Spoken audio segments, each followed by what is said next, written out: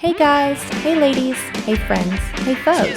We just wanted to take a second to remind you that while we're okay swearing when little ears are listening, you might not be, and that's okay.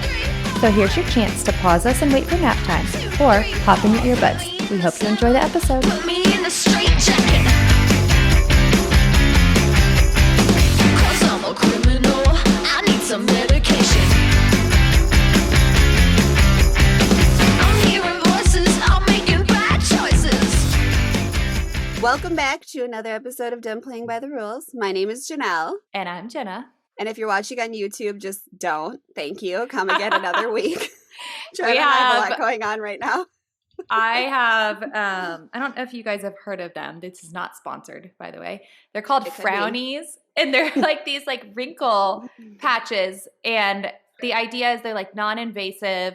They're basically like craft paper. I was just taking my picture. I took a picture of Jenna and I'll share it on the Yes. Instagram page. Thanks. Essential oils. So I look like a character from Avatar. And I just need to color them blue. And you put them on and they help basically like iron out your wrinkles. They like retrain your muscles. Yeah. And the longer you wear them, the more benefit you see. And I was like, well, I sleep with them every night. And I was like, I show a lot of expression during the podcast. So I'm going to try and wear them and help. And they've made a difference. I sent Janelle before and after. Yeah, they have And made a difference, and I don't believe in, crazy. I don't necessarily, I'm a Botox filler, as you can Yes. tell, kind of gal, and they actually are making a difference, and if it wasn't, I would be like, Jenna, stop. And I know. And I saw it on one of these, the Instagram people that I follow that's a little more like, she's actually really like natural, earthy. And she had a before and after, and she wasn't sponsored. And that's when I was like, okay, if she's promoting this and she's not sponsored, I'm going to really actually look into this because I'm always skeptical when they're sponsored. I was like, I'm just going to try it. And I've been very impressed because I have really deep lines on my forehead because I have a lot of expression. So I haven't tried any of the other ones. They have them for like eyes, mouth. They even have like a chin neck one. I need the neck one for tech neck because the Botox Yeah. to fix your neck is so expensive, and I just don't have Oh. I mean, I don't mind spending the money on my face, but it feels silly to spend it on my neck. It's like Yeah. $500 to just do your neck, and I just can't justify it. And you have to do it more than once, right? well, yeah, usually. Botox is every 3 months. So Oh yeah. So that's a lot. Yeah. And it's like Yeah. this big like patch thing. all right, I'll So- take it. I'll buy. Yeah. I'm buying. You should be sponsored because I'm already buying. I know. And so I was like, why not try them? And it's fun. And so Jenna didn't want to record early this morning, and it's because she didn't want to take off her forehead mask. I know. I was like, well, can I come on with my frownies? And she was like, of course. So Of course you can bring your frownies. I got my lips lip blushed, and so they are like very big and very pink right now because they're healing, and so we just are quite the show today. we are. So And we were just thank you. laughing that we used to like come on here so put together. And like I'm now wearing we're my just one like, more episode pajama shirt and my giant lips. And hey, that's like appropriate for the podcast too. yeah, okay, it's Of our podcast shirt. episode. I mean, It I'm gonna is. write it off on my taxes that I don't do, that I don't Yeah. have because I don't have an income. Right? Oh, I love it. I love it. I just write in one $25 t-shirt and they're like, ma'am, you don't have any income or tax. What are you doing? Oops. But we are coming up on a year, which is I know. exciting. Josh said that to me the other day. We stuck with it. I know. That's crazy. It's a year. That just went by I'm really having this. fast. It was really fast. It was really fun. And Jenna and I haven't talked about this. I don't have any inclination to stop going No. anytime soon. Okay, good. Now Jenna and I'm I just here. established we'll keep going. We just You renewed heard for it. another season. You're welcome. Right on live TV, Yep. right on live Zoom. Live Zoom. Done. What are we talking about today? Today, we're going to talk about why women criticize other women. And if you are not guilty of this, I don't believe you, but God bless you, but I don't believe you. I'd like to circle back to I don't believe you. It is very prevalent in our culture. We are seeing it a lot. Jenna is actually pretty good at not doing this. I think You're good at not doing it. I try not to do it only because I have been like the lowest of the low in every position, I feel like. So it makes it hard for me to feel, I don't know. Well, according to this, the reason that we don't do it is because we feel pretty fulfilled in our lives. So Okay. spoiler alert. But in my opinion, I don't do it because I just empathize so much with everyone. Same Like, I here. truly empathize with everyone going through Mhm. everything. And you've been at deeper rock bottoms than me. Yeah. We could probably have a rock bottom off, because I don't even know if you know all my good ones, but we're hanging out there together. Yes. And so I just so like don't ever think anybody's doing a shitty job unless like their kids are full-time shitheads. Then I'm kind of like, what's going on? But like also Jenna and I have talked about that before. When there's some kids that are a shithead, we'll say like, well, let's think about what must be going on with them, like somebody at home, like something's going on that's hard there, and there's something bigger than we know going on. Like we're not just like, she sucks. Like, right. Or we've had our kids be complete shitheads. Oh and God. We're doing everything we can. And we're like Brandon and I, my husband, have had conversations like, where do they get this? Like, we don't teach them to act or talk like this. And they still sometimes do it. But it's not even just like with parenting. Like, in my opinion, women are very competitive and criticize each other physically. And yes, that's a huge personally, one. I've had a lot of the comments are very like passive, or, I'm just joking. Like people would be like, oh, I'm just kidding. Joking makes me furious. You're not just joking, or you wouldn't say it. And there's even those just like subtle things. Like I remember when I was working, if I got dressed up, somebody would be like, oh, why are we so fancy today? Yes, and it's that's like so annoying. Yeah, and that doesn't, as the recipient, that doesn't make you feel good. No. Instead of being like, oh my gosh, you look great today. Like, is there a special occasion, or do you just want to get fancy? Like, there's a huge difference in how you say it. And a lot of times it's out of jealousy because the person looks good. And so personally, I really try to not say stuff like that because I know how it feels.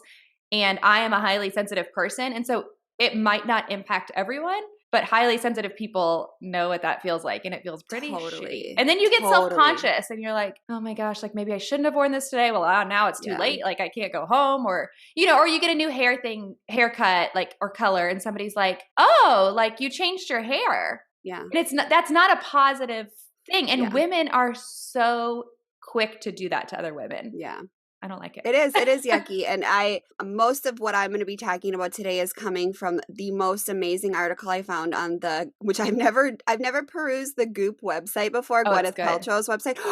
It's so good. I wanted to hate her for so long because, she came out with like the vagina perfume, but like, what? Girl. I didn't know that. I think she came out with a perfume. It was, there was some weird like orgasm candle. It was orgasm candle, I'm pretty sure. It was what like is this? Joke. What is I just looked it up, and it is Goop. This candle smells like my vagina candle. So I was ew. And it's $75 US, my love. No. All right, so I'm holding it up to the screen, even though we told you not to watch. This candle smells like my vagina. What does that smell like? You know what?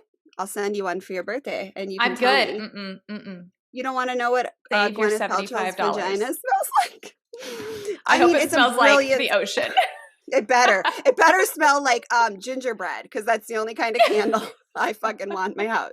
But so I was like very like, oh my God, give me a break. Gwyneth Paltrow just sells, but like her website is that Goop website. It's not hers. Let's not pretend that Gwyneth Paltrow is like overseeing this. It's fucking really good.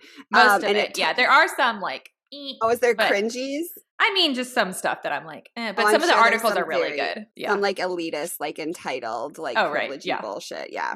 Okay. Well, so this article is by Tara Moore, and she is author of Playing Big: Practical Wisdom for Women Who Want to Speak Up, Create, and Lead. And this is a Q&A that was done with her by someone on the Goop website. But it talks about criticism is painful and praise feels good for both men and women. What other people think affects women more dramatically, though.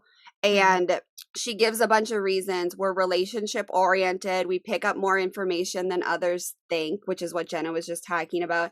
A host of studies show that women are more adept at reading facial expressions and body language than men. Duh. And then I think this one's really important. This is something that also came up in, I listened to the Red Table Talk, which is hosted on Facebook by Jada Pinkett Smith. Does she go by Jada Pinkett, or I don't know? Because her and Will are always on and off. This is also a pop culture class now. But Red Table Talk on Facebook did, and they talked a lot about approval from others has always been our lifeline as women. For most of history, women couldn't protect themselves through legal, political, or financial means. We didn't have options. We could ensure our survival only by adapting to what was desired and approved by those with greater power.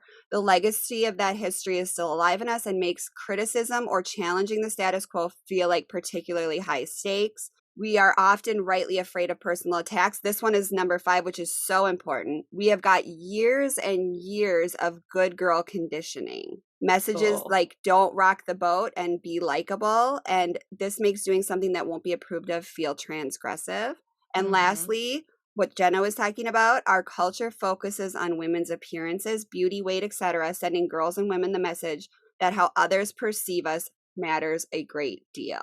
And this article goes down to break down why it actually doesn't matter what anyone thinks of us. And if I could just like tattoo anything into my brain, it would be the points of this article explaining why it doesn't matter one shit what anyone thinks about you, because I struggle more with this than a lot of and Josh says, Josh, my husband constantly, Jenna will attest, my husband does not care what anyone thinks of him, even if it makes my life a living awkward hell. He doesn't care. He'll say what he thinks. He doesn't moderate himself for anyone. And I am always just like sitting in the corner with my shirt pulled up over my face. Like he'll be like, I don't want to be offensive, but, and I'll be like, stop when we're at a party. Like I'll yell across the room, like, don't do it. And I care so much. And he's always like, why do you care? No one's opinion matters but your own. And it is that hyper intuitive fear of criticism. And I think it's some of that is like how we are raised, how we as women have been taught to handle society. But I think also some of it is just a personality trait that we can't get rid of. And my husband has said the same thing, like, what does it matter what they think? And I'm like, well, you can say that, but I can pretend like it doesn't matter, but it still gnaws at me on the inside. No one feels good when they're not liked or when they're not accepted by others. Like, I don't know. I wish I didn't care, but I do. I think men can, but maybe there's women that don't care either. But like you and I were talking about, on average, women are hyper aware of body, like the article says, body language and facial expression. There's probably, and like you and I talked about like the cutting remarks of like, oh, your hair is different. Or like I used to notice a lot because Jenna knows I always showed up in workout clothes for preschool drop off and pickup. And then like like one time I came to read to the class and I was dressed in regular clothes with like makeup on and everybody was like, wow. And I was like, oh, fucking K, I get it. Like, I get it. I'm dressed up because I put on mascara today. Right. And like, I don't think that sometimes it comes from a cutting place, but I think that women need to be a little bit more aware of like, let's not comment on each other's appearance unless it's like, I notice what I try to do is if someone looks really good one day, I try to find one part of them and compliment that part. Like if somebody has full hair and makeup, a cute outfit on, and great shoes and a great handbag, I'll be like, oh my gosh, are your shoes new? They're so cute.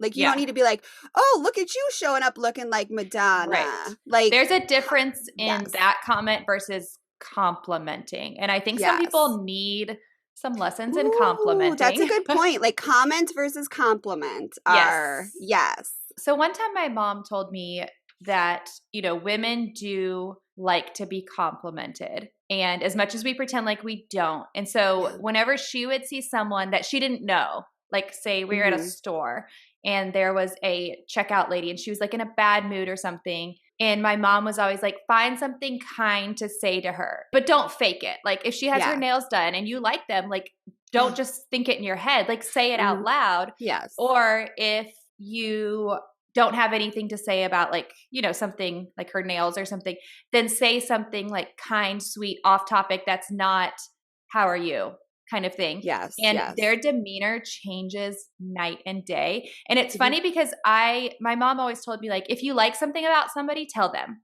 Yeah. If it's, oh, you have a beautiful smile, like tell them. Or you are just one of the kindest people I've ever met. Tell them that kind of stuff. Now my kids do it. And it's so funny because like we were walking through somewhere and like this lady had this purse that was like all like jeweled up and stuff. And Ezra's like, excuse me, ma'am. And she was like, yes. And he was like, I really like your purse. And she was like, oh thank you. Like, I bet he and so right. And I know some people have the thought of like, don't compliment anything physical, but as women, I mean, we like it, even if it's our accessories, our shoes, our nails, our hair. Like, I mean, it makes me feel good if somebody's like, oh, I really like your hair. Like, where do you get it done? And I think we're moving away, hopefully, as a culture of commenting on like body shape and like. Oh, yeah, that's a no. Like, our thing is always like We don't And compliment also body. we don't compliment how skinny someone is, just like we don't compliment any opposite, because there's a lot of people are talking now about like, we don't say like, oh my God, look at you, you've lost so much weight. Well, you don't know that like they had a miscarriage and they're going through Right. a divorce, and like, Yeah. don't comment But on I who, oh my God, look at also you. Yeah, true. don't think it's wrong if you know your friend is like working hard. I don't think it's wrong to tell them they're doing a great job in terms But of you that. have Like, insider information at that point. exactly. Don't walk up to someone that you see once a year and be like, I mean, that's hard too if you know that they've been working. Yeah, that's a tricky one. Like, I know, like, I know was in 10 working years. really hard, and I know I was working really hard at one point. It was like during the pandemic, and remember, I like couldn't figure out why I was gaining weight. Turns out it was like my iron, all these levels, and I kind of figured it out. And you said to me before you moved, you were like, "You look really good today. Like your stomach is super flat. Like you look great," and that made me feel so good. You and look so I think strong and like hard, and I was like, "Yes, Jenna," because I knew that you were like fumbling along. And you knew I was struggling with how I was feeling, and that made me feel good. And I was like, okay, so I'm on like the right path. And so I think to that extent, it's okay. And like, you didn't do it in front of our kids, like it was or one like on a one, large group, right? Yeah. And I think that's important too. Like a girlfriend and I were talking yesterday, like when we as women get to that point to where like especially being in your 30s, the weight doesn't just stay off like it used to, and you have to work. And so we were talking about how we don't talk about that in front of our kids. So her and I will talk about it like privately, one-on-one. And I think that's also something that is different generational, because I remember like changing generationally, because all like, no offense, sorry mom, but like yes. And so it was like our generation grew up like hearing about like us criticizing women's bodies. Yeah. And so it's like that's what we always heard. And so I think every commercial was a weight loss commercial. Every magazine was filled with like, do you remember that even when I was Slim like, Fast. we were in college? Yeah. When we were in college, it was like, oh, look at how fat Jessica Simpson got. Yes. And it was like, what? And she looked like me. Like, what are you doing? Or like, she's on a beach and she has like, everybody has cellulite. Like, oh my God. And it was just like, look at her whole life her husband must be repulsed. And like, this is why Nick Lachey left. And it was like, oh my God, stop. And so like, that's what we grew up on. A steady diet of what is wrong with her. So just constantly criticizing everyone's bodies. And I think if we transition to this more, let's not talk about bodies, and especially like don't criticize bodies. If we can leave that, I think it would help a lot. I mean, it's so hard. And that's something one of my girlfriends back from Minnesota would say, and this is something that helps with your kids, is when your kid notices something different about someone. And I know there's like mixed reviews on this, but there's opportunities for you to say, oh, like when Zach says like, oh, why is that boy in a wheelchair? Like if that boy is in earshot, you can say, well, would you like to talk to him and ask him what his name is and get to know him? But there's also, we talk to our kids when we're privately with them about, we don't talk about how other people's bodies look. We talk about how they make us feel. Exactly. And this, like one of my girlfriends was like, her son was like, why does that man have such a huge neck? And she was like, that's not something you can walk up and be like, would you like to meet? Yeah. Like, she was like, we talk about how people make us feel, not how their bodies look. That's something you can instill in your kids privately. But when you get put in that weird situation, if it is a differently abled person, you can always say, would you like to go up and introduce yourself and say, hi, my name is Zach, and get to know this person? Right. And then if that conversation comes out of it, fine. Otherwise, my kids 80% of the time just end up being friends with this person don't ask any follow-up questions. And they're usually pretty open, because I think, again, our generation was like, we were taught like, shh. Look away. Don't say anything. Don't say that. Don't say anything. Like, don't look away. Yeah. And as a kid, you're curious. And so then you learn like, oh, okay, something's wrong with them. And so that's a form of like something's wrong with them that they don't want to talk about. Like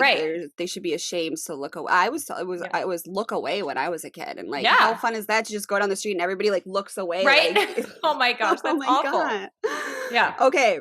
So one of the questions is, why do you think women are so inclined to criticize each other? Where does it come from, and why is it so socially acceptable? Which is so true. Why is it so socially acceptable? And I loved this answer. In any society, the people within a marginalized or low power group end up taking out that pain and anger on each other through in-group conflict. Mm-hmm. Women today are grappling with our own form of this. To the extent that women are each not fully empowered ourselves, we still are denying our own dreams or treating ourselves harshly. We will criticize, attack, and try to sabotage other women because it rattles us to see them have what we have not permitted ourselves to have. Mm-hmm. How good is that? Okay, we will lash out if we see something emerging or expressed in another woman that we have squashed within Yes. ourselves. We won't wholeheartedly support another woman following her passion if we have talked ourselves out of our own. That's good. I know, mic drop, like we can just end the podcast right there. Okay, Done. so that's what we were talking about, is it's coming from a place of disappointment within ourselves. And this article goes on, and hopefully we'll get to it. Otherwise you can read it. It goes on to really dive into what are we squashing within ourselves that we are seeing in someone else that we are jealous of. And when you and I, what episode were we talking about the people, like, was it jealousy or something we were talking about? Maybe. And what, like, we envy in other women? And I envy other women that have big careers or more kids than I have that seem to be doing bigger and better things. So obviously, if you follow that lineage down, that tells me that I feel unfulfilled in something outside of raising a family, or I feel unfulfilled in, it's outside of raising a family. Like, or like, I just feel like I'm not reaching my full potential because I feel like people have more kids and are doing more, or people have these big careers and are doing more. And I'm envious of that. I don't ever really find myself talking down about it, but I do say to Josh, like, all the time, like, oh, Elizabeth has 14 kids and is doing this, this, and this. And I'm just like here trying to survive. And I don't really say it to other women, but I say it to my husband. And I think I say it to myself. Yes. And it's like, I hate to say it, but it's like that competition. And so it's like, you really want that. And so sometimes we become almost like obsessed with that person. Yeah. And you want to see them fail because it makes you feel good, which is awful. And it's like when you're really insecure, and it's interesting because the people that I know are the harshest critics of other people are the most insecure people that I know. Think about the harshest critic girlfriend that you know, and is she the And most it's usually physical as well as financial. Those are the two that I see a lot. Like, Ooh, not interesting. I didn't financial, even like think about making that. money, but like You're have. right. Like spend, like keeping track of other people's finances. And like I didn't when think about that one. I had a friend that like whenever we would get something new, she would just make like ridiculous comments like, oh, another fancy purchase, or oh, how can you afford that? And stuff like that. And it's like, why are we saying that instead of being excited and proud? Because she was also one that was like constantly shopping and buying stuff and had to have the first and new of everything. And I would try and like lift her up and be like, oh my gosh, that's so cool. You got a new car. Like, can I come over and see it? Then whenever I got something, and if you know us, you know that we are pretty frugal. Yeah. And if we do a purchase, it's well thought out. And it's like, been planned for a year or two. Yeah. And then there was no interest in it either. It wasn't like, let me see it. Like, tell me about it. And she was also insecure about looks as well. And so she would bring other people down to make herself feel better. It's like you said, it also makes you hurt for that person. It does. They're doing this because they're sad. It makes but then us I hurt too. For that but it makes us hurt for that person because we're empaths. But like there's a lot of people that are just like, what a fucking bitch. Like, ew. This article was mind altering for me. And the fact that like, I always have just assumed like there was something more going on at home or something like, and you can almost always just like trace it in a straight line. And if I bring it to my husband, he's so literal. He'll be like, well, I guarantee it's because this, this, and this is going on at their house. And I'm like, oh, I didn't think about that. Yeah. And you can tell the difference. Like right now I have a group of girlfriends that is very like supportive and fun and nice. And I've lived in other places where I had a core group of girlfriends that was kind of cutty. And I can see the difference right now. And like, if Josh buys me a present or does something, they'll just be like, God, Josh is the fucking best. Like, he's so great. Like, Josh isn't the best. I mean, he is the best, but he's also not the best. But no husband is the best. Yeah. But it's so different to go from like, oh, well, it must be nice to just spend as much money on this, this, and this as you want, versus like, oh my God, that's so nice that he's such a sweetie. Like, it's very different, like, levels. I was gonna say, it's also comforting when you have that type of group of friends, because I have had different types of circles of friends over the years, just depending where I lived and what stage of life I was in. And I've had the group that felt very competitive, very have to have. And I felt like every time I showed up, I had to be on my A game, emotionally stable, Yes. physically put together. Ready to combat a criticism Right. that's going to come your way. Yes. And now I feel like I have a group of friends that we can just be ourselves. Like one of my good girlfriends, she's always like, I'm not cleaning my house. And I was like, well, I'm not cleaning myself. So like, we're good. Like I just finished working out and I'm coming over sweaty, no makeup and workout clothes. So we're good. And I've had those groups of friends where like, that's not acceptable. And they still would bring you down. And now it's like, okay, I feel comfortable enough. Like if I'm having a hard day, I can go over and be vulnerable and be with these people because they aren't critical like that. And it's just, it's such a relief to have those people. Like I can think of these exact different conversations too with like one group of women where it's just like the whole time you're sitting at dinner with them, you're just waiting for the next like barbing comment. And it's like if there's like one person that's not there, even if it's one of their good friends, it's just and it's like, or that person gets up to go to the bathroom and they're like, what the fuck is she doing? Ew, like, oh, did you hear what she said? She's out for rocker. Like that doesn't happen in a supportive, like fulfilled group. And like your fulfilled group will be like, is something going on? Like you're a little different today versus talking about you behind your back when you go to the bathroom. Yes. Or like, where have you been? I haven't seen you for a few days. What's going on? Okay, so what needs to happen to change this? Author of Playing Big says, when you feel jealous of other women, find yourself gossiping or wanting to that's a big part of it, wanting to take away from another woman's success, ask yourself, where have I gone astray from allowing and pursuing my own aspirations, and what do I need to do to get back on my own side? It's about you and your path, not about her. So what is happening is you are telling, and I just did it on here. I went through like, what am I doing wrong to follow my own path? Obviously, I'm looking for something more fulfilling than just staying home with 2 kids. Right. And so I'm finding myself most envious of people that have bigger careers or more children and are seemingly more successful. And where have I strayed from my own path? And this is what women don't really understand either. Your path can change 50 times. Oh, yeah. Like they were talking about back when we didn't have power or esteem or any like political abilities. Women were expected to like be the same woman from 16 to 60. You weren't allowed to change. Your husband better get what he signed up for his whole life or else. Like I have been 6 different fully functioning human and less functioning human beings throughout my 10 years of marriage.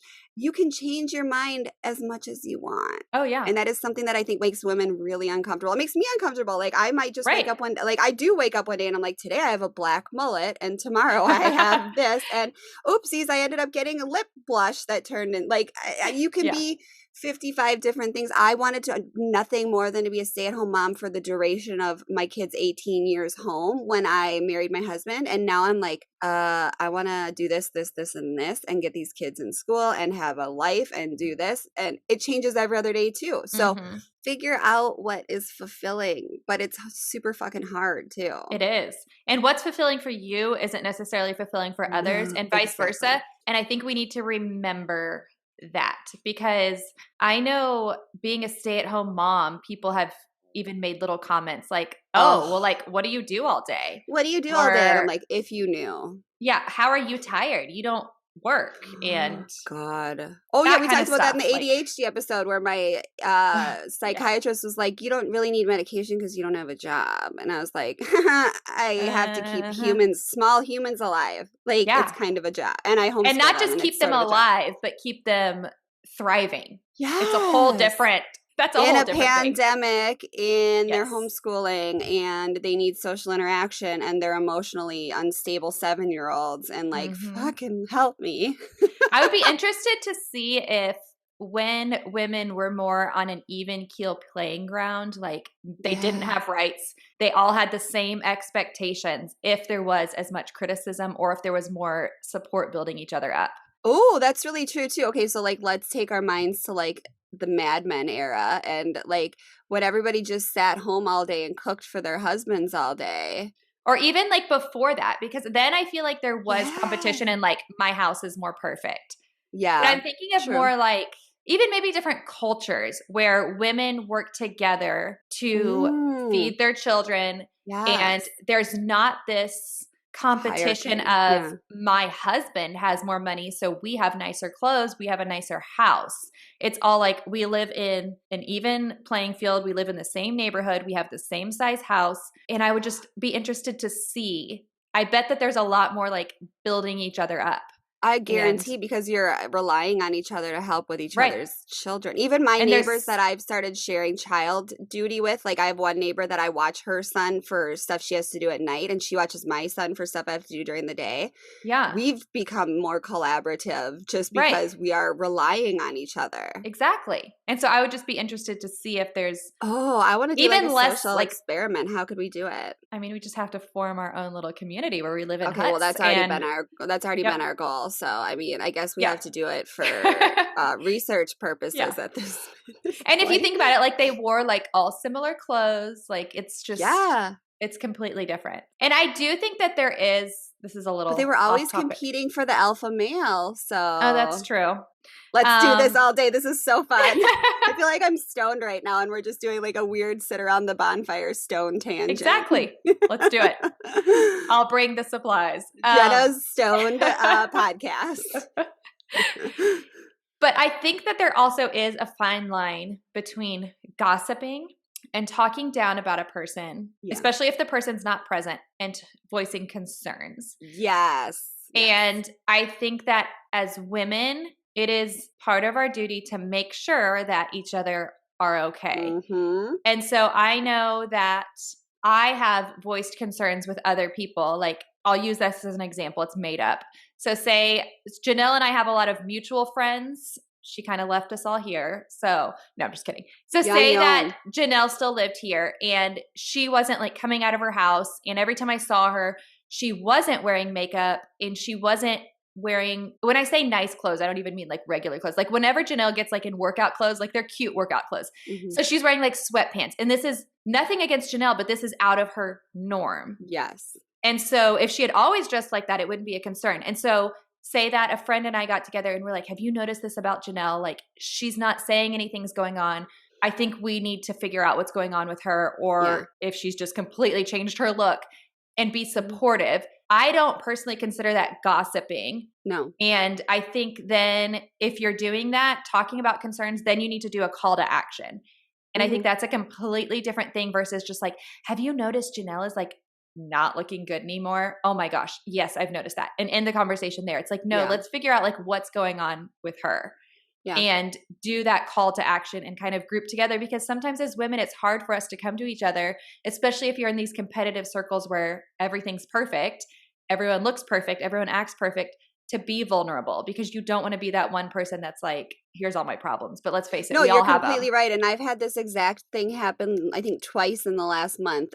We have a girlfriend in our group here who was going through like kind of a weird uptick in her divorce and having trouble with her like personal stuff within the divorce. And me and another girlfriend sat down and we're like, this is kind of getting out of hand. Like who's going to talk to her? Yeah. And we set like the stage for like who's going to talk to her. And then if you talk to her and find out it's worse than we think, I want you to call me and we're going to like sit down and have like a full figure it out session. And see, that's perfect. Like, you can't just like sit and be like, oh, what's she doing? What's she doing? What's she doing? And this friend after the fact has come and said like, wow, I was really in a full on like spiral. I was being really like, this was out of control. Like, I appreciate you guys standing by me and telling me when I'd gone too far. And like, you can't just be like, oh my God, she's being crazy. Like, I'm glad I'm not her. If you love someone, you want to figure fix it out for them. Yeah. Otherwise, don't talk about it. So if you don't love someone enough that you will fix it and talk to them, don't fucking talk about it. Exactly. Yeah. I wish. Talk about it. Be about it. Don't talk about it. So finally, how do we do better? What is an appropriate response when you feel attacked? Which I'll let you guys read this. But the one part I put an exclamation point next to. I want to invite everyone to try on this radical idea. Feedback can never tell you anything about you. it can only tell you about the person giving you the feedback. I thought that was an interesting thing because it was talking about like if my boss is critical and I take it really personal, am I doing the right thing? Or is my boss just, they want you to reframe it in a matter of my boss wants this from me. So how do I give my boss that from me and not make it, oh, I'm a bad person. Ooh, And if that's you hard. don't care, it's so hard, but this article goes through step by step how to do it. And it even has like a link to like a live talk on how to do it. So it says, if you write a blog that's super popular, that doesn't tell you that you are a good writer. It tells you that something about certain people your readership connects with. So even praise doesn't necessarily tell you anything about you. It just tells you that the product you're producing is desirable or undesirable. So it's trying to train you to remove that if someone criticizes something about you, to pull it away from you and say, what is that person saying about this? For example, if your boss tells you you are a fabulous manager, that doesn't tell you anything about you or even your managerial skills. It tells you that what your boss likes something about what you are doing. Same, if your boss tells you're a poor manager, that just tells you that your boss doesn't like something in the way you are doing something. It doesn't say so like let's take that to like a social aspect and get into like catty women. So like what does that say about like if somebody's like, oh, you're putting on some weight, like what does that say? So basically what it says in here is if we can instead begin to see feedback as important but remain emotionally neutral. So good luck. if this but if you work on it, I think you can probably like cognitive behavioral therapy works. It's the kind of therapy you go to, but you would have to put so much work into it. But it says, it's interesting if you think about it. So if someone says, oh, you put on a bunch of weight. So it says in here, assuming that this is a boss, a client, a colleague. So if this person is someone we want to work with effectively or reach, example, a boss, a client, a colleague, or a customer, we still need to take that feedback very seriously and incorporate it. But we do so in order to be effective in working with them, not because we need to think something is wrong with ourselves and fix it. And if this is a person that is criticizing you that you don't need their approval or appreciation, you don't have to talk to them again. Okay. So, I mean, it's hard if I you're think in a that's neighborhood and it's somebody you have to collaborate with because you probably Mhm. will have to talk to them again, but you can definitely put on like the, I have neighbors that I don't, that's lies, but like if I was a functional human being that didn't overshare like my pap smear results, you can put on like, Josh has people that in the neighborhood that are like in our friend groups that he doesn't love. And he just has a very flat affect with them and doesn't engage with them. And if they try to bring him into a conversation, he just keeps it one word. That's how I do. Yeah. Yeah. I'm not going to share everything with them because they have been highly critical and rude. And so that makes sense. Like, and I think that's a good point is criticism in a workplace is completely different than criticism in a social aspect. Mom world. Yes. Or dad world or whatever you're in. Yeah, there's dad world criticism too. Like my kids are not, well, my oldest is not athletic. My youngest probably will be, but hasn't had a chance because of the pandemic. But like there's people that say stuff like Zach was playing tackle football outside yesterday and I was like, oh my God, this is, Josh must be just like, but Josh doesn't care because sports don't matter to Josh, but there will be dads that are like, oh God, like, ugh. And Josh is like, there's going to be parents that say shitty stuff about Zach's athleticism, but they don't know that dude's going to be like a stand-up comedian that you're going to be paying to see. Exactly. Yeah.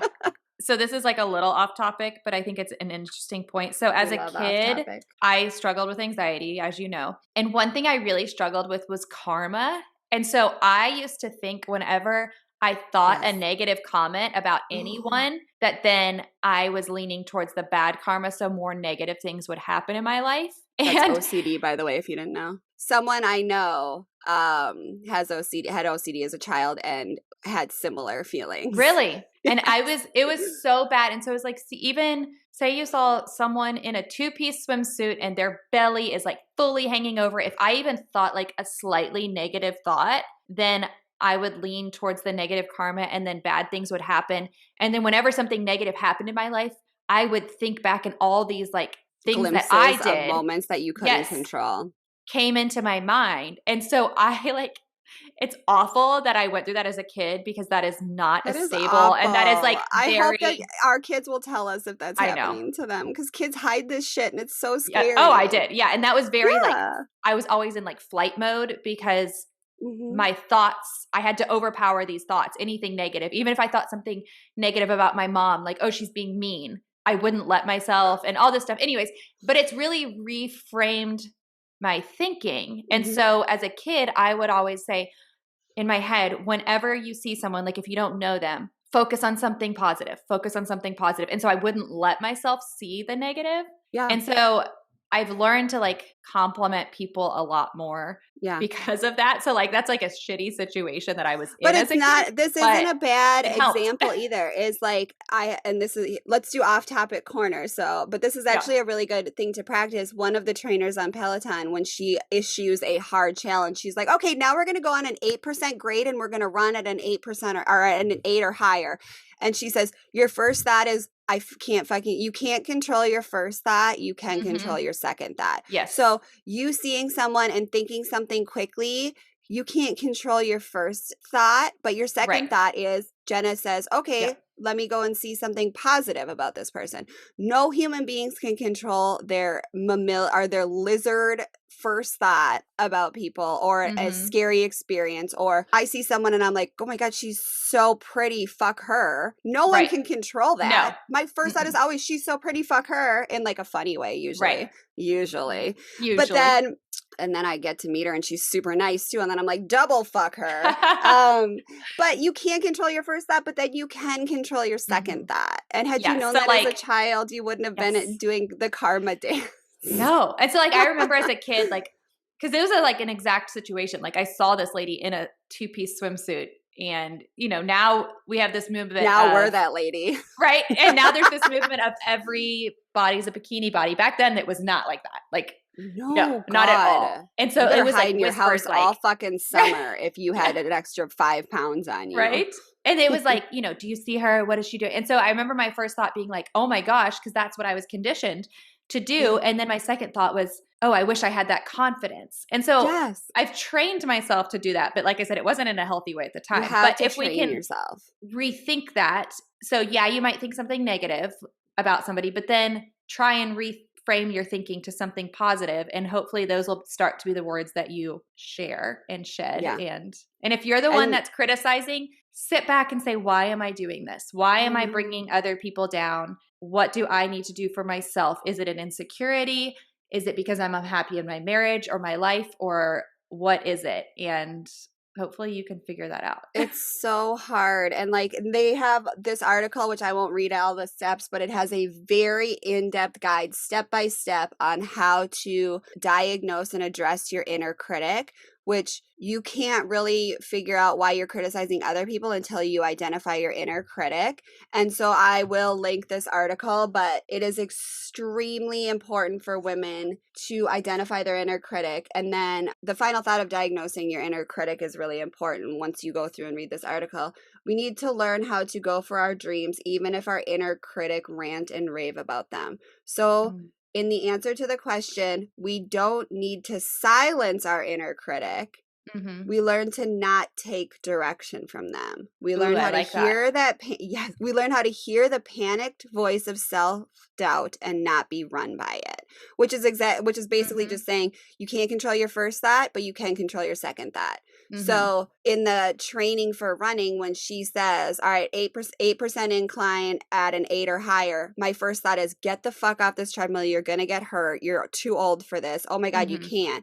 And my second thought is, I can try it and then I can always stop. And I think that applies to, like you said, the first time you see somebody, and we were so conditioned as kids to like be afraid of different bodies that of course your first thought is, oh my God. Your second thought is then training. You trained yourself. Your second thought is, okay, so what is something great about this person? And I don't think that that's you just went about it a weird Jenna way. It did. Where now as adults, I know, a weird Jenna way. Yep. Where now as adults, we can practice not letting our inner critic guide how we relate to other people. Our inner critic is going to be there, and we can identify it, and we can like say like, oh, no. You get to say what you want to say, but then I'm going to make the actual action after it. And it's not going to be to speak ill about someone else because I have insecurities. Well, and I think that the article kind of touched on that last point too, is our inner critic criticizing ourselves. I think that that's also a big starting point, because chances are the people who are sitting there criticizing others, their self-talk is probably worse than what they're saying about others. That's a big part about it too, is when I hear Mhm. somebody criticizing someone else, I'm like, oh, how do you talk to yourself throughout the Yep. day? This sounds terrible. Exactly. And so that's also something to remember, like they're hurting, most likely. I think there's They're always hurting exceptions to the and rule, but oh yeah.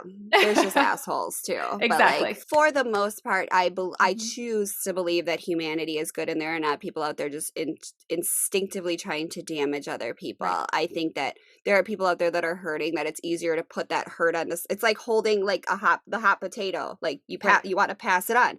They don't want to sit and feel the inadequacies that they feel. So like pass it to someone Mhm. else and put it on someone else and put it on Sharon down the street, and like Yeah. that doesn't really Okay, so work for now anyone. here's my question for you. Okay. So I understand, like, if you're in a social situation and there's multiple people and somebody's talking bad about somebody, you can Mhm. nip that in the bud. You can change the subject. You can be like, okay, but like maybe something else is going on with her. Like, let's talk about that and redirect the conversation Yeah.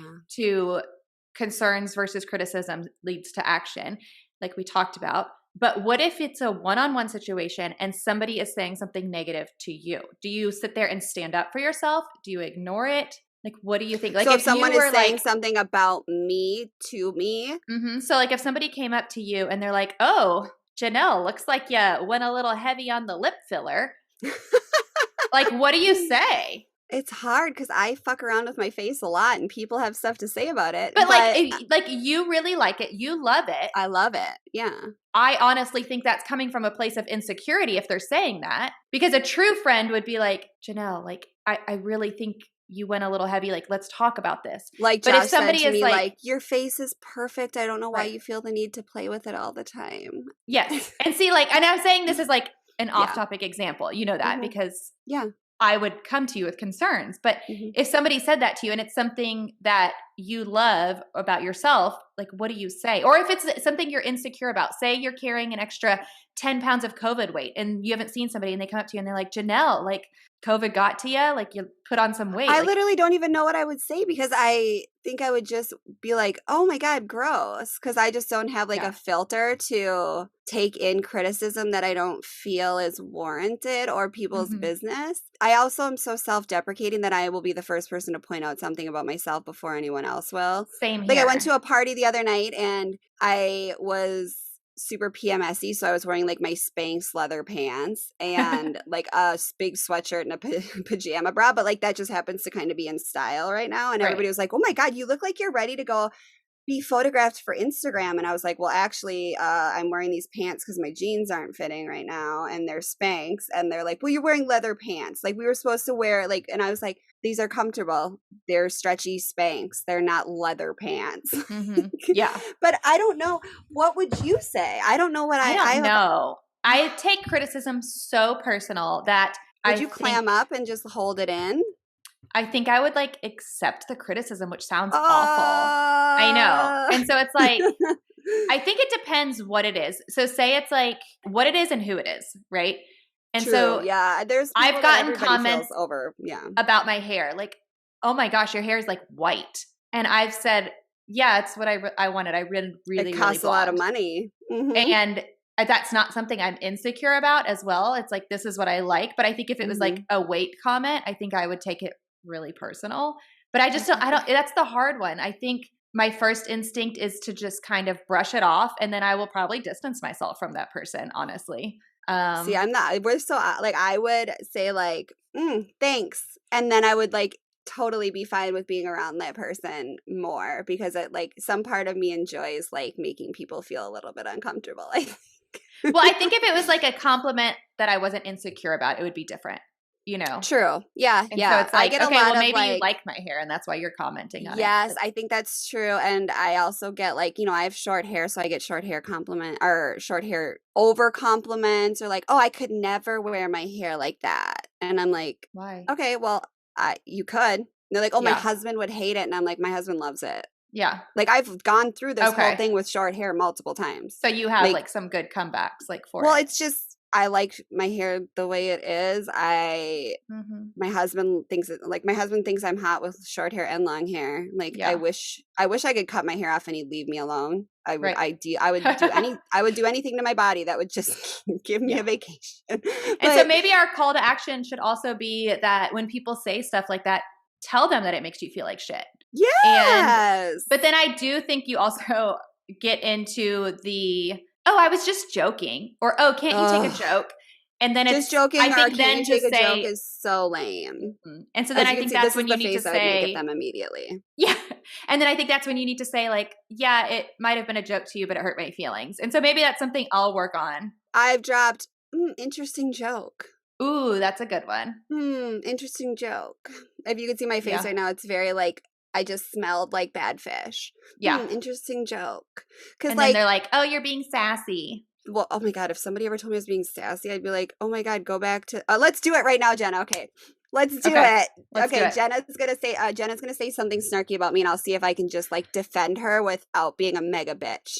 Okay. Because this is somebody we want to maintain a relationship with or we don't care about. Oh, you cut your hair really short. Does your husband even like that? Oh my God. I wish he didn't. It would be ideal, but he loves it. Oh, my husband would hate that, and he would never let me. Oh, I totally get that. I get that like some husbands aren't into it, but like also it's 2022 and husbands don't get to say if you can or can't cut your hair. Ooh, we're being a little sassy today. I mean, my husband thinks it's hot and I think it's hot, so. Done. Yeah, it's the hair one is a big one. And Really? Twyla, who we've had on the show. Yeah, well, I know she mentioned every part of me is so like, obviously, like I've had a lot of like different, we can do a cosmetic procedures episode too. Yep. Every part of me has had some like alterations to it because I think it's fun. Josh is like, why do you keep doing that? I'm like, why do people keep getting tattoos? Like some people think tattoos are really fun. Yep. I think like playing around with my appearance is really fun. It's no different than people that like getting tattoos. Right. I'm doing this is what you like. Exactly. I'm doing semi-permanent and permanent things that I think it's fun to like play around with how my body and my face looks. And it's no different. It's spending the same money basically. Like people will make comments about my hair a lot. And Twyla, who we've had on the show, will say like, somebody will say, my husband would never let me. Or Twyla's big one is, that haircut looks good on you. I could never pull it off, which is such a cutty way to say. And Twyla says, yeah, you're right. You probably couldn't. Like, oh my God. Yes. I can't wait to say that. Yeah, you're right. You probably couldn't. You don't really, no. Yeah. Like, oh God, how bitchy and delicious is that? Yeah. But then that does kind of get into, I love it, but it does kind of get into like that bitchy, like catty. I don't know if I'd be comfortable saying it. You wouldn't, but is it a person that you want to, if it's a neighborhood person, you're not going to say it to another neighborhood mom that your kid wants to play with her fucking kid. Yeah. But you will say it to the drunk girl at the restaurant on a Saturday night in downtown Chicago. Yeah, that's a good point. I would gladly say it to a drunk girl in a restaurant line outside of Chicago. And hopefully it'll like start shutting that shit down because that's ridiculous. And like I said, I'm really lucky right now. Our bubble is still pretty small. And I think that's one thing that COVID blessed us with is that I'm like, these are the people I'm going to invest my time with. And they don't criticize like that. It's just building each other up and we can come to each other with problems. But I have been in those social situations. And so I personally need to start standing up a little more and having my comebacks ready and everything. Oh, and I was at a gathering last weekend and there was a new neighbor there that I hadn't met that we've been trying, you know, she was being really COVID cautious and we were being not as COVID cautious as her. And she was like, oh, we finally got to meet. And I was being like kind of extra obnoxious that night. And one of my other neighbors was like, see, you finally got to meet Chanel. This is how she is all the time. And I was like, someone could probably think that's insulting, but like I kind of like it. Like my brain just And if you do think it's insulting, then we need to just start standing up for each other. And exactly. If somebody is telling you that what you're saying hurts their feelings, even if that wasn't your intention, sit back and say, maybe I should have delivered that a different way. Oh my God, yeah. That's a great call to action too. If someone says something to you like, oh, don't ever like if you're the person that's replying with like, oh, I was just joking. If you're catching yourself saying, oh, I was just joking more than like once a month. Yeah. Even once a month is too much. I can't think of the last time I said oh my God, I was just joking. Right. Like in that Unless way. I actually was. Like sometimes I will be just joking with Josh and he'll take it personal and I'll be like, I was just joking. I really apologize. That had no ill intention behind it. Yeah. But like with another woman, if she were to say like, oh, that hurts my feelings, I'd be like, oh, I am so sorry. My delivery must have been bad, or like the content was not how I meant it. Like, I really apologize. Like, if you're Right. delivering, I'm just joking a lot. Think about if you are just joking. Yeah. And it's We're just coming at both sides of this. Yeah. There you go. And you need to remember, like, some people are empath and take things completely different. I was in this That's a good point too. birthing group, and this mom afterwards like messaged me and was like, "I'm so sorry." I said, I don't even remember what it was. This was 7.5 years ago. Da da da da da. Afterwards, I just kept cringing, and the whole time on the drive home, I just kept cringing, thinking I said that to you. And I didn't even remember her saying something. It was like I had said something, and she was just like, "Oh, why would you do that?" Or something, like Yeah. challenging it or something. And I didn't even think anything of it. And it was just interesting to hear that she thought that she offended me. And I was like, I don't Yeah. even remember you saying that. And I'm usually the first to like take things very critical. And so it meant a lot to me that she acknowledged it and that it bothered her. And so even though I didn't take criticism to it, the fact Yeah. that she addressed it and said something afterwards meant a lot to me. And like, we're still But that's a great super call close. to action too. Call to action number 3. If you say something and it makes you feel cringe afterwards, just Say send something. a message. Yep. Apologize. There's nothing wrong with that. We've There's all done no it. loss. Yeah. Oh my All done it. God. I say 5 things a day that I'm like, ew. Yeah. Who Or are like you somebody talking tells to? you like one of their really big secrets and you're like, oh my gosh, no, ew. And then it's like, oh Yes. shit, like I You need to be can't say supportive. ew. Yeah. So if you did that, be upfront about it and apologize. We came at this from all avenues. Mean Girl, receiver of Mean Girl, and like how to make look at us And just producing workplace, boom, a boom. well-rounded podcast. I'm proud of us as we come up on our 1 year. It's like we've almost figured it out, but we've also just given up entirely on how we look. I hope you guys, we'll put a screenshot up for you. And I'm It's also a little so red because I good. had one margarita. And Jenna had a red. singular margarita last night, and her whole face is red. Mhm. You It's don't a even good do you look. even have your ring light on, or are you hiding in the I do, shadows? and it helps. Let me see if I can. Yeah, when Jenna first got across on, I the was nose. like, "You are red." One Mhm. margarita, Jenna's done. And there was a fire pit and all of that, and it's like, Oh, I love that. I could Josh also and be I a were little just talking- sunburnt because it's really sunny. We were That must outside. be We nice logged for 8 you. hours outside yesterday. Yesterday, yeah, I think we got 3, and I was like, "Yes, Insane. Chicago." Hey, Right? Chicago 3 hours is, and That's- I had hypothermia all night, even though everybody was like in t-shirts because it was like What? 55 degrees here. Oh, that's too cold for me. Once Yep. again, we've digressed. I'm gonna chop this whole part off of the podcast. Okay, so again, send us in. We're gonna do a podcast on cringy things your kids have said, which is becoming quite a fun topic. My friend said it because we were talking about stuff that we either said or our kids said, and she was like, "You should do this as a topic." And I was like, "That's good." She was like, "It will Hell be yeah. hilarious." And I was like, It's "Oh so- yes." kids say the creepiest things to people sometimes. Mhm. And then what other call? Like, subscribe. What do the professional podcasters say? Like, subscribe, and Leave a review. Is that ooh, right? leave a review. Leave a review. Or also just come on our Instagram page and tell us a funny story about something that happened. Some of the like stories that we've been getting lately are so good. I Yes. can't take it. And if can you ever always tell have us a topic anonymous or idea, not. that's true. If you ever have Yes. a topic idea, tell us because you can submit it through the website or Instagram, whatever, however you want. We seriously take those to heart. Like Yeah. cringy episodes was one, ADHD, occupational therapy, all of those were Suggestions. and we had actually a lot of other ones. How to talk to kids about grief. All of these were suggestions that we take to heart, and I we'll think on the record for you. website it's fully anonymous, so you can go on and just be like, I wish that Janelle didn't have such a bad burnout voice, and like you can just leave whatever. No, don't tips be you want. critical. Be Leave us critical. Go on and tell us what you don't like about us, and we will take it to the heart. But no, that's something else. So like if you have tips or if you have a story about like working through a critical situation with a friend or a coworker, we are happy to hear those, and we'll do another episode if this is interesting to people that focuses on just mom groups or just workplace. Or I mean, I'm gonna probably have to do another episode on this if I send my kids to school next year, because I'm really gonna have to be back in the. That's another thing that we don't have right now is we're not in the throes of the social hierarchy of kids in school, which I remember even in preschool was like, who's the leader of the preschool PTA? I was on both. Well, most the of them parent aren't because they don't associations. allow a lot of that stuff. And it's now like our preschool before was like in-person drop off. Now it's car drop off. So you don't really get the politics behind it anymore, which is nice it'll and stay not that nice way? because that's also how we met each other and a lot of our other friends. I So know, but like there'll be kids sports. and We'll that's be true. getting into that eventually. Oh, that's a whole other thing. But